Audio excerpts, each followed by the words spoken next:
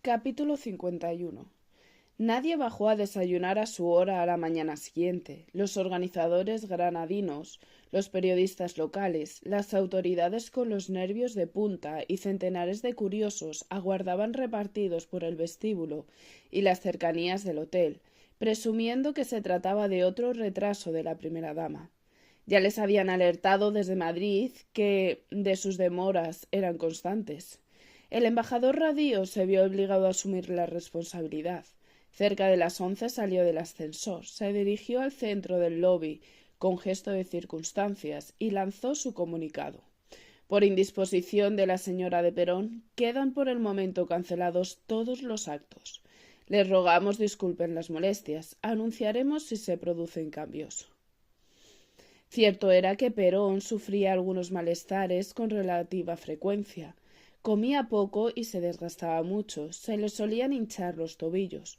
Su palidez resultaba a veces exagerada y su médico no paraba de aconsejarle que descansase. Aquella mañana, no obstante, su salud no fue más que una mera excusa. No la quejaba ningún padecimiento físico, su única indisposición venía provocada por su hermano. Y no era la primera, ya se acumulaban unas cuantas. La llegada de Juan Duarte al Alhambra Palace, casi de amanecida, generó cierto eco, a pesar de realizarse con discreción extrema. Lo trasladaron en el coche del inspector Gallardo, con Diego Tobar y Alberto Dodero a sus flancos. Curiosa estampa la que componía el trío dentro del Lancia. El fino diplomático, el secretario personal del general Perón y el potentado armador, pasado también de vueltas, estrujados en el asiento trasero de un vulgar auto como tres delincuentes. A mí me condujeron en el segundo vehículo los otros policías. Para evitarle el bochorno me aseguré de que Dodero no se percatara de mi presencia en ningún momento. Me apeé frente a la entrada principal, pero a Juancito lo metieron dentro del hotel, por una puerta de servicio de las cocinas, tal si fuera un reparto de carne llegada del matadero. Aun así, a una distancia considerable de ellos, oí los coletazos de sus gritos ebrios por los pasillos, voceando distantes sobre Isabel la Católica y la chorra de Rosario la Gitana. Con brevísimas horas de sueño turbio en el cuerpo, nada más levantarme pasadas las 9, vi que habían introducido un sobre por debajo de la puerta. Lo rasgué con impaciencia. Diego Tobar me anunciaba que lo reclamaba el ministro y emprendía de inmediato el regreso a Madrid por carretera. No añadía más. No se pillaba los dedos. Entre líneas intuí que la noticia del suceso del Sacromonte quizá había reptado hasta la capital y provocado una seria preocupación entre las altas instancias, y él, como testigo preferente, había de dar cuenta. Con la nota manuscrita aún en la mano, abrí de par en par las hojas de mi hermoso balcón volcado al bosque de la Alhambra. Absorbí con ansia el aire limpio. Después me senté a los pies de la cama.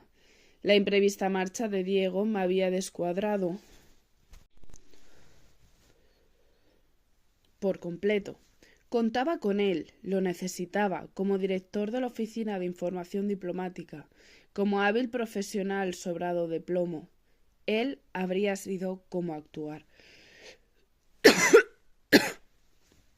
Ahora, con su ausencia, todo quedaba a mi suerte.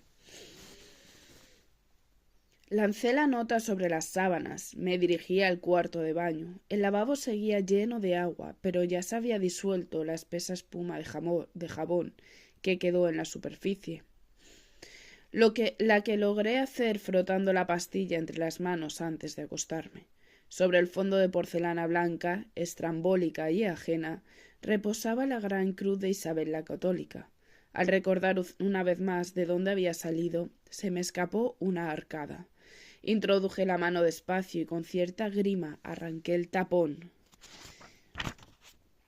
y esperé a que se vaciara. Abrí después el grifo, dejé que el agua fresca de Sierra Nevada saltara a chorros sobre el oro macizo de la insignia, sobre las perlas de las puntas, los pequeños brillantes y rubíes, la inscripción Plus Ultra y el esmalte de las columnas de Hércules. Bordeaban el centro del emblema una corona de laurel y una leyenda. A la lealtad acrisolada por Isabel la Católica. No pude evitar una mueca de sarcasmo. Menos mal que la pobre reina llevaba siglos enterrada, y no podía ser testigo de la escasa lealtad con que su memoria pasaba de mano en mano. Volví luego a frotarla furiosa con la pastilla de heno de Pravia, para arrancarle cualquier resto que pudiera quedar de las oscuras intimidades de la anciana. Después la envolví en una toalla, con la condecoración culta entre pliegues de felpa. Me senté encima de la tapa del retrete. No tenía ni idea de cómo debía proceder, no era capaz de pensar en nada. Apenas quedaban comensales y ya estaban empezando a recoger las mesas cuando entré en el comedor vestida y maquillada como la resolutiva reportera cuyo papel interpretaba. Creí percibir la nuca y la espalda de Alberto Dodero en una esquina discreta. No era seguramente un buen momento para ofrecerle mi compañía. Sin duda preferiría rumiar a solas la resaca y la autocrítica por su responsabilidad mal ejercida. A todos los efectos, él era el mandamás de la comitiva. El general Perón le había encomendado encargarse de todo atendiendo a su lealtad política, su madurez, su sabor fair, mundano y, por supuesto, su fortuna. Como réplica a tal confianza, el navero estaba obligado a garantizar la impecable corrección del grupo argentino al completo, y al comportarse él mismo sin tacha.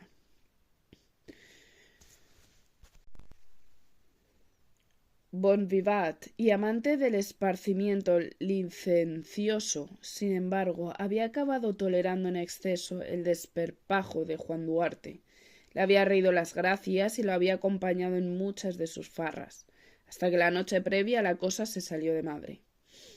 El incidente del Sacromonte en sí no acabó teniendo mayores consecuencias. Se suponía que recuperaron todo lo que la prostituta y sus hermanos afanaron a Juancito, y antes de que clareara el día habían logrado sacarlo de aquella cueva inmunda, trasladarlo al hotel y meterlo en la cama.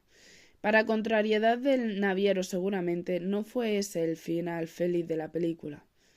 En las horas siguientes la policía de Granada informó del incidente a sus superiores en Madrid, y estos a su vez trasladaron los hechos al ministro de Asuntos Exteriores, y el propio ministro, Martín Artajo, reclamó la vuelta inmediata de Diego Tobar, para que le pusiera en persona al tanto de lo ocurrido paso a paso.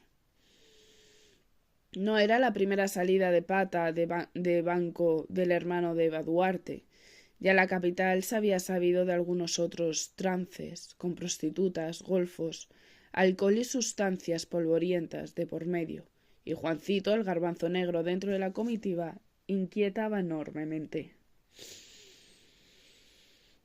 Todo eso lo debía de haber reflexionado Dodero esa misma mañana, mientras masticaba los 2 optalidones que le dieron para combatir el dolor de cabeza tras los excesos. La gloriosa marcha del Tour de Evita estaba a punto de emborronarse en gran parte debido a su propia permisividad con el arte del hermano. Y lo peor, con todo, no era eso, sino algo mucho más serio que el naviero pudo empezar a intuir al regresar al hotel, y que confiaría al levantarse. Algo que podría potenciar un severo conflicto, un agrio desencuentro con el propio Franco en las últimas etapas del viaje. Y el gil de Juancito pensó posiblemente tenía la culpa. A su cuarto habría acudido el magnate con la mosca detrás de la oreja, después de sacudirlo para que despertase, y después de rebuscar a 4 manos en todos los bolsillos del traje arrugado de la ilustre insignia, no había ni rastro. Atravesé el comedor mientras pensaba en todo eso. Iba dispuesta a hacer partícipe al armador del destino de esa gran cruz que echaba en falta. Iba a liberarlo de gran parte de su angustia y a devolverle el sosiego de su alma atribulada. Me acerqué con las palabras medias y mi mejor sonrisa mañanera. Pero ésta acabó tornándose en una mueca. Al rodear la mesa y ver su ocupante cara a cara, me di cuenta de que me había equivocado. Aquel individuo no era el magnate argentino, sino un señor de mostacho importante, terminando su desayuno en solitario. Abordé al maître, me informó de que el señor Dodero había tomado tan solo un café doble temprano. Me acerqué entonces rauda a la recepción del hotel. Se marchó hace más de una hora. ¿Solo? El empleado vaciló unos instantes, hasta que por fin asintió. Sí, señorita, el señor iba solo. ¿Y tiene usted idea de a dónde se dirigía? Volví a titubear. Me fijé en que tenía cara de buena persona. Un honesto padre de familia con 4 o 5 criaturas a las que comprar zapatos y cuadernos escolares en esos tiempos, en que los salarios eran pura miseria. Menos mal que los ingleses, tan pragmáticos, me habían entregado un buen fajo de billetes antes de volar a España. Otro más de 100 resbaló con discreción sobre la madera del mostrador, oculto bajo la palma de mi mano. Al aeropuerto lo llevó el coche del hotel, anunció mientras el billete desaparecía dentro de su bolsillo. ¿Con o sin equipaje? Tan honrado era el recepcionista que me facilitó la respuesta sin pedirme siquiera propina. El señor Dodero llevaba consigo una maleta de buen tamaño. Empecé a ponerme nerviosa, muy nerviosa. Diego Tobás se había ido, Alberto Dodero se había ido, y allí quedaba yo, sola en Granada, sin saber en quién confiar. Con la puñetera gran cruz oculta en mi cuarto, metida entre los algodones con los que por las noches me retiraba el maquillaje. Recorrí el vestíbulo con la mirada tranquila. A pesar de la imprevista cancelación de los actos, continuaba el movimiento. Periodistas, autoridades, curiosos que no osaban marcharse por si cambiaban las tornas. Más allá del mostrador de recepción distinguí una puerta. «Centralita», leí en un discreto cartel. No me lo pensé 2 veces. Sin llamar, entré y volví a cerrar a mi espalda. Las 2 encargadas me identificaron de inmediato como parte del grupo de acompañantes. Como parte del grupo que acompañaba a la esposa de Perón, y me acogieron con suma cortesía, conteniendo el regocijo al tener cara a cara a una de las figurantes del espectáculo. Superaban ambas la cuarentena, debían de llevar trabajando en el hotel media vida. De inmediato anticipé que no parecían susceptibles de dejarse seducir por 20 duros, ni siquiera por 1000 pesetas. Utilicé eso, una milonga distinta, una improvisación que armé sobre la marcha, y en la que me hice pasar por la esposa difusamente extranjera de don Alberto Dodero, el encargado del bienestar de doña María Eva. Me sacaba él varias décadas, pero ellas igual que yo sabían que el mundo estaba lleno de amorosas parejas disímiles en edad. Más aún cuando a la parte femenina no le falta hermosura y la facción masculina acumula poder, celebridad o dinero. Impostando malamente un acento argentino me hice la boba glamurosa. Me culpé por haberme quedado dormida hasta tarde y lamenté no haber podido hablar con mi marido antes de que él saliera rumbo al aeropuerto. Las enredé, en definitiva, con charlatanería vacua y logré al fin mi objetivo, que me anotaran en un papelito todas las llamadas cursadas esa misma mañana, desde y a la habitación del naviero. Para mi satisfacción no se limitaron las telefonistas a facilitarme tan solo los números, con caligrafía puntiaguda. Una de ellas dejó escrito que 2 de las comunicaciones fueron con el aeropuerto de Granada y las restantes con Madrid. La embajada de Argentina fue el destino de una, el Hotel Palace el de otra, y 3 llamadas exactamente conectaron el armador con un establecimiento de nombre Cejalbo. Intenté poner la memoria en movimiento. Cejalbo, repetí para mí. Pero el nombre no me evocaba nada. Como si me leyera la mente, la telefonista más morena se brindó a ayudarme. Es un taller de joyería, platería y condecoraciones, señora Dodero. Así figura en la guía telefónica de Madrid. Quizá su esposo, añadió con gesto de pícara complicidad, tiene en mente hacerle un regalo. Reímos las tres a coro. Ellas simpáticas en verdad, yo hecha una cínica absoluta mientras ataba cabos en mi cabeza. ¿Para qué iba a contactar el armador con un taller semejante si no era en busca de un repuesto? Por eso seguramente había decidido volver a Madrid, para encargarse él mismo del asunto, sin intermediarios, con discreción extrema. Me despedí de las amables telefonistas jurándoles mi agradecimiento eterno, sin dejarles entrever mi incertidumbre. En mis manos estaba frenar la huida hacia adelante del armador. Ahora tenía plena constancia de ello, y además mantener la insignia en mi poder suponía un riesgo. Decidir cómo quitármela de encima era el paso siguiente. Volví a mi habitación, intentando pensar. Me senté en el borde de la cama aún deshecha. A tenor de su llamada, el taller encargado de hacer condecoraciones, ni Dodero ni nadie parecía dispuesto a denunciar la pérdida de las autoridades. El descuido era demasiado embarazoso, la negligencia demasiado vergonzante como para confesarlo oficialmente. Pero nunca se sabe, quizá alguien podría irse de la lengua. Quizá la policía en algún momento volviera a tantear al clan gitano del Sacromonte. Quizá la vieja hablara y me señalase con su dedo costroso. En cualquier caso, saber que aquello seguía en mi neceser me perturbaba. Barajadas todas las opciones, me quedaba una única salida para que la gran cruz retornara al lugar que le correspondía. Hacérsela llegar yo misma a la primera dama. El problema, el gran problema, era la forma.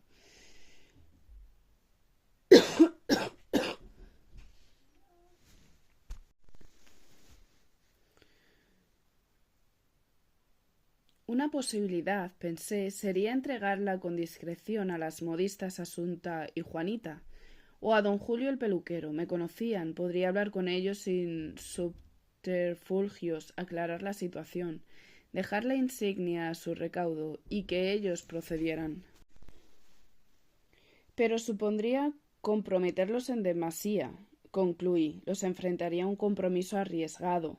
Pondrían dudar de ellos, no creer su versión, incriminarlos incluso. Otra alternativa, medité, sería entregarla a la policía, ir en persona a la comisaría, preguntar por el inspector Gallardo, contarle la verdad tal como fue.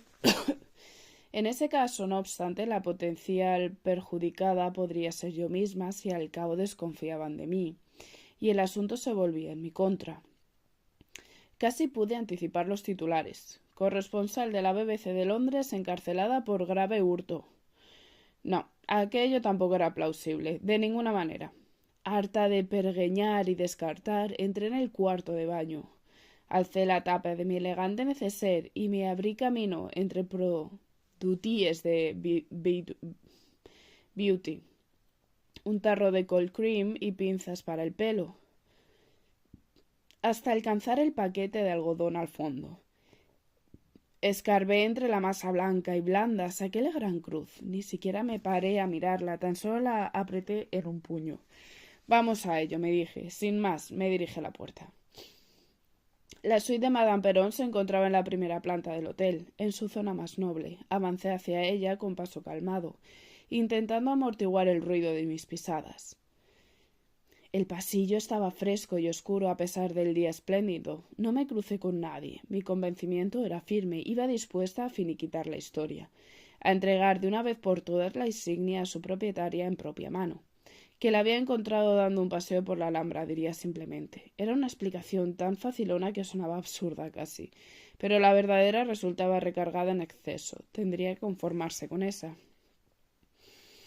Me quedaban escasos metros para llegar cuando empecé a oír la voz femenina, cada vez más alta y furiosa. Acababa de terminar Eva Perón, sin yo saberlo, una conferencia telefónica con el muy católico ministro Alberto Martín Artajo, sin esperar a que Diego Tobar llegara a Madrid. Lo que le narraron desde la policía de Granada, más lo que él ya conocía de veladas anteriores, fue suficiente para que el encargado de los asuntos exteriores de la patria se armara de valor y ordenara una llamada al Alhambra Palace. Me sumé en la más profunda desazón, señora. Así o con palabras parecidas, arrancaría su parlamento en canciller español tras tragarse el sapo. La gente se estaba enterando, la prensa se estaba enterando, corrían rumores que podrían llegar a oídos de su excelencia. Como fuese, de inmediato había que frenar al hermano Calavera y censurar su inadmisible comportamiento. Tras cortar la comunicación, María Eva Duarte de Perón abroncaba al secretario privado de su marido mientras yo me acercaba a su puerta. No era ahora la cholita frente al hermano con el que compartió infancia, pobre el Junín. Se trataba de una mujer poderosa amonestando tonante a un díscolo subalterno, y no era la pérdida de la Gran Cruz, intuí. De eso, de momento, ella no era consciente. Estaba yo ya parada frente a la doble puerta de roble, a punto de llamar con los nudillos, cuando la escuché soltar una catarata de rabiosos improperios en la criolla, arrebatados, furiosos, a cuenta de la afición de Juancito por los quilombos, los burdeles y las parrandas. Él, entretanto, acobardado seguramente, ni osó abrir la boca. Parecía que la cosa se calmaba. Empecé a alzar el brazo, titubeé unos instantes. Estaba casi rozando la madera cuando un grito me hizo desistir. «Una puta más, ¿me oís? Y te volvés a Argentina de inmediato». Con la Gran Cruz apretada en la mano decidí darme la vuelta y emprendí acelerada el regreso a mi cuarto.